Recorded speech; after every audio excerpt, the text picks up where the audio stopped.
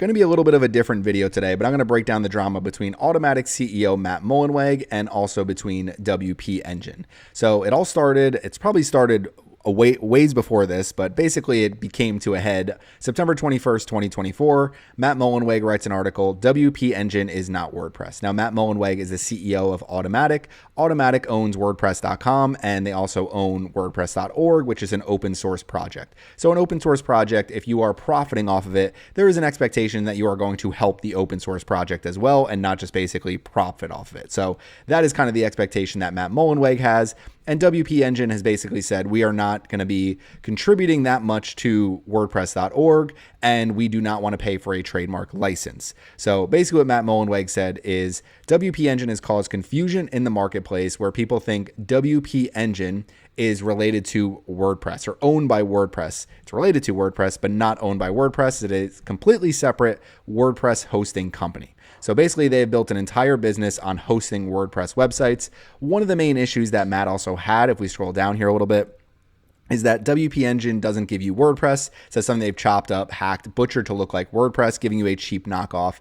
Basically said one of the main issues is that they don't allow revisions. So there's not revisions by default, and they say WPEngine is the only web host that doesn't save revisions. So if I write an article and I update it, change it, everything like that, I am not getting all of those revisions saved in my database, and WPEngine says they don't do it because it slows down websites. Truthfully, it's really something that probably saves WPEngine a lot of money because they don't have to store millions and millions and probably billions of revisions on any server. So that's kind of the main contention that Matt has.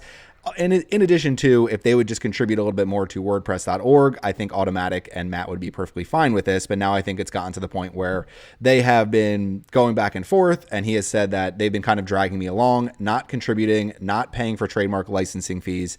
But the problem is basically with WPEngine is WP is not actually a trademark that is owned by the WordPress Foundation. So the abbreviation WP is not covered by WordPress trademarks, but basically, and this page was just updated, but they're basically saying, please don't use it in a way that confuses people. So that is kind of the main contention. Now, obviously, once some of this stuff starts to happen, the lawyers get involved. So the very first thing is that WPEngine sent a cease and desist to Automattic CEO Matt Mullenweg, saying stop making false, harmful, and disparaging statements against WPEngine, saying putting out misinformation and things like that. So Automattic sends their own cease and desist over WordPress trademark infringement. So basically telling WPEngine, you are violating trademark laws by using WP in your URL and not making it clear enough to people that we have no association with WordPress. Now, that is something for the courts to decide and something I would never understand well enough. And then came some more articles from Matt Mullenweg, so WPE and trademark. So basically, I've been writing and talking about WPEngine a lot in the last week. Want to be crystal clear about the core issue, saying WPEngine is violating WordPress trademarks, have been doing for years, and said, I finally drew a line in the sand, which they have now leapt over, saying we offered an option of how to pay their fair share, either pay a direct licensing fee to basically use WordPress as a trademark or make in-kind contributions to the open source project. So in-kind contributions, they have 5 for the future. And basically for larger companies like WPEngine, another one is Yoast. I'll go over a little bit about Yoast in a little bit. But basically what they are saying is if you are building an entire business and earning a lot of revenue on an open source project like WordPress, then you should also, if you're a developer, be contributing back to WordPress to make sure that we are enhancing WordPress and making sure it is essentially future-proof. So they have some contributor experiences here, and you can see even here, this is somebody that works for Yoast. She spends 40 hours per week on the WordPress open source project. So that is her entire job with Yoast, is they have dedicated people that are working to improve WordPress because they feel, okay, this is also going to help our software in the long term as well. So you can see an educator focusing on the block editor and themes, bundled theme component maintainer, development lead for the default 2021 theme. So has contributed a lot to the WordPress project, and really 5 for the future is basically saying spend 5% of your time, 95% of your time building your tool, 5% of your time improving WordPress. So kind of makes sense, although I understand spending 5% of your time can be a little bit difficult at times. So that's kind of the issue that it seems like has happened. And the main thing that's happened now is WPEngine is now banned from using WordPress.org. So what happened, and WPEngine wrote this on their website, identified issue, WordPress.org has blocked WPEngine customers from updating updating and installing themes, plugins and themes via WP-admin. Now, this is a huge issue that a lot of people are taking a lot of issue with in terms of WordPress, because if you are running on WPEngine and you can no longer, which you can still update your plugins and themes, but you should be able to do it from your WordPress admin dashboard. So you are no longer able to do that directly from the dashboard. So people who have automatic updates turned on, people that are expecting to update their plugins or their themes, are not going to have them updated, and that creates security issues. And then the latest update, it says WPEngine has an interim solution in place as well as several workarounds. A lot of people were worried, should I migrate my website? Should I move to another web host? Personally, I've never used WPEngine because I just think the pricing is way too high. I assume that's because of their affiliate program, but that's why I've never really used WPEngine. I have clients that use it. But one of the main things people were asking is that there's two major issues. One of them is that the trademark page is saying the abbreviation WP is not covered by the WordPress trademarks, but don't use it in a way that confuses people.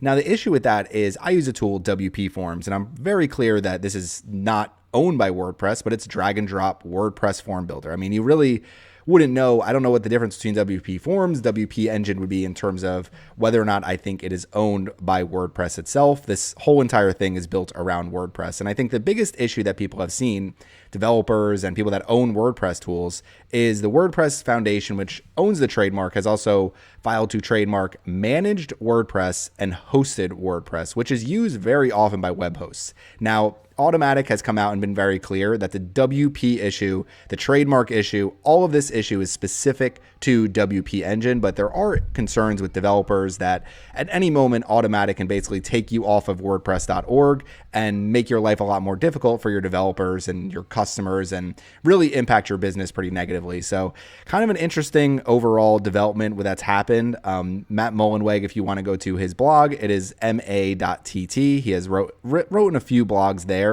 And here, if you come to, and I'll put all these in the description of the video, but you could see they've gone over a lot of this, but it's kind of interesting what will end up coming from this. My assumption is WPEngine and Automattic come to some terms of a deal where WPEngine contributes a little bit more to the Five for the Future, where they're contributing more to WordPress.org and the open source software. That would be my guess, because I would assume that's probably a lot cheaper than trying to pay any type of trademark licensing fee directly to Automattic. So generally, these are all money issues when you really break them down. And when you started to see the cease and desist, basically WPEngine sent a cease and desist. And once you see this cease and desist over WordPress trademark infringement, that's when you know, okay, there is some money involved here. And basically Automattic is saying, we need either you to start helping out with the open source software more, or we need you to pay up. So that's kind of the crux of the battle, and we'll see if it becomes an actual legal issue or how it's all settled. But I wanted to go over this today because I've been following along for a while, well, really for the past few days, and just kind of going over everything. So helps me learn a little bit more about it and go through everything with WordPress. As somebody who's used WordPress for the last 15 years, I was very interested in the story, because now people are saying, well, is this going to impact WordPress negatively? Probably in the short term. In the long term, I don't see it being that big of an issue. So thank you for watching my video today, and make sure you subscribe to the Surfside PPC YouTube channel.